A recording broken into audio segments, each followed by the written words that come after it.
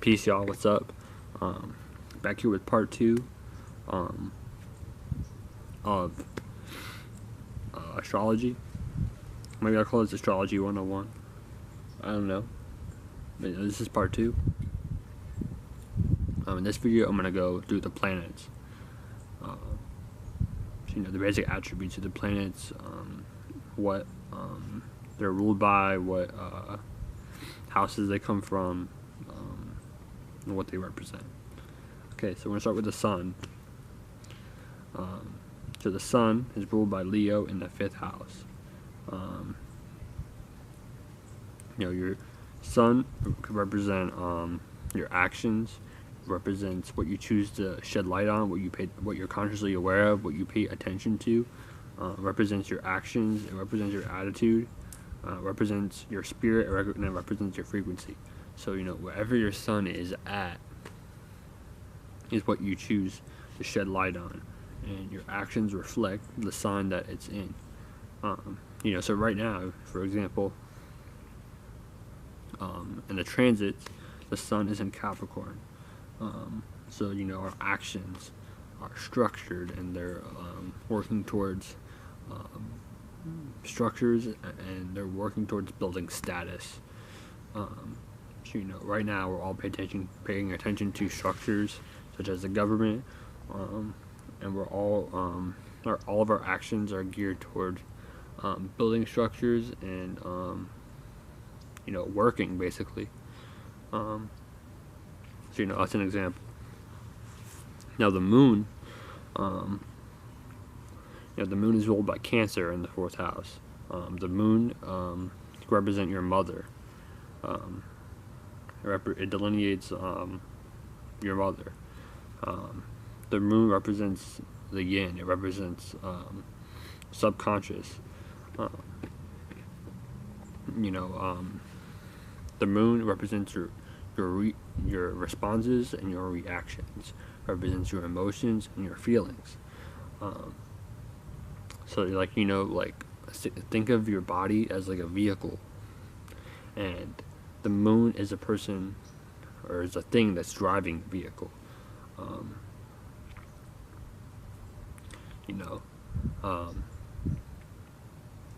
The moon represents your spirit becoming your soul. The moon is your Merkaba.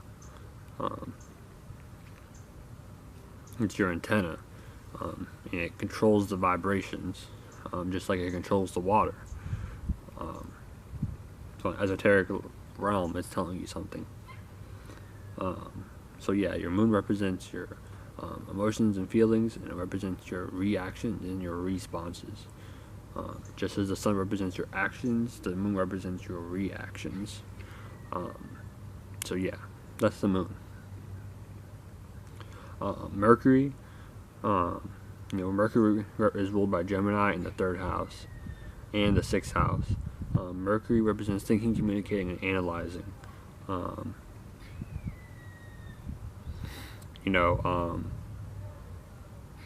It's the planet of air, basically. By the sign, wherever your Mercury is at, it shows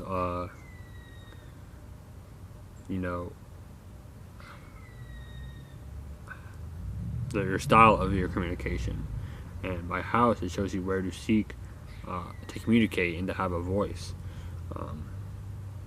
Mercury represents how you think, communicate, analyze, what you're curious about. That's Mercury. It's the planet of communication, getting things across. Venus. Now Venus represents, it's ruled by Taurus in the 2nd house. It's also ruled by Libra in the 7th house, but it's more represented by Taurus. Venus represents love, value, and appreciation, how you relate to one another, what you're willing to compromise with, and how you relate to one another and what we value.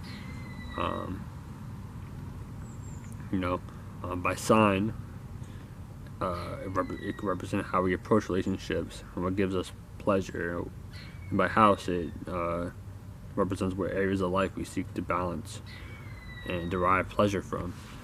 So Venus is all about love, appreciation, value, what you're willing to compromise for, and what you're willing to relate to. It could also represent overindulgence as well, on what you tend to indulge into. So Venus is important. All the planets are important in their own right. Mars is ruled by Aries in the first house. Mars represents your intent, your willpower, your passions, your desires, and your motivation. Represents your goals, your energy, your action, what you put action towards. Basically, Mars is all about your desires and what you're willing to put work towards, and what you're passionate about. Mars is home in Aries in the first house, which right now in the transits, Mars is in Aries. So Mars is very powerful right now. Now Jupiter is ruled by Sagittarius in the ninth house. It represents expansions, higher meanings and reasonings, higher knowledge, and how you put higher meanings and reasonings upon experiences.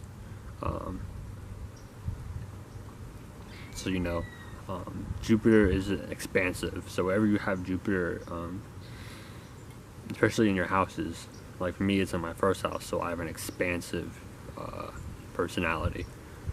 Saturn, the next planet. So that's ruled by Capricorn in the 10th house. Saturn represents reality, how you build structure, how one creates structures, and how one places boundaries, restriction, and limits, and how one places and receives boundaries, restriction, and limits. Saturn is important in Earth because that's what a big thing about Earth is about. A lot of our reality is filtered through Saturn, because Saturn represents reality, structures, and how one places and receives boundaries, restrictions, and limits. And then we got what is this? Pluto. Pluto is ruled by Scorpio in the first house. Pluto represents power and controls issues, and represents deep transformation. Right now, this is all examples, just so I can relate it to something. Pluto is in Capricorn, so Pluto is causing deep transformation, and it's causing power and control issues within structures. So even within the government right now, we have this whole government shutdown, or whatever, power and control issues. But Pluto creates deep transformation. So whatever sign that's in, look for it to cause transformation in that area, deep transformation. Uranus. Uranus represent uniqueness and originality. Also represents rebellion and change. Right now it's in the late stage of Aries. Once it enters into Taurus, which will be very great for me, it's going to offer a new uniqueness and originality, and also a rebellion towards fixed Earth, which is being fixated on your own thinking and your own communicating. So we might begin to change how we think and communicate and become practical.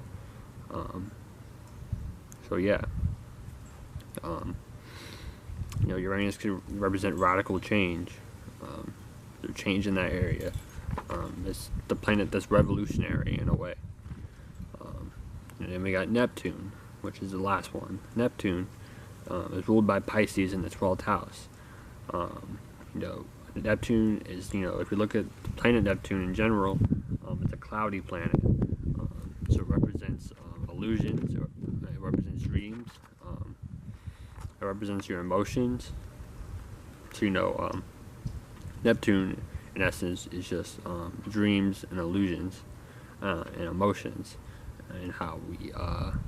have dreams and how we create illusions for ourselves,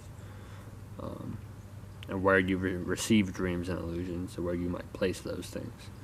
So those are the 12 planets. 4, 5, 6, 7, 8, 9, 10, or 10 planets. My bad.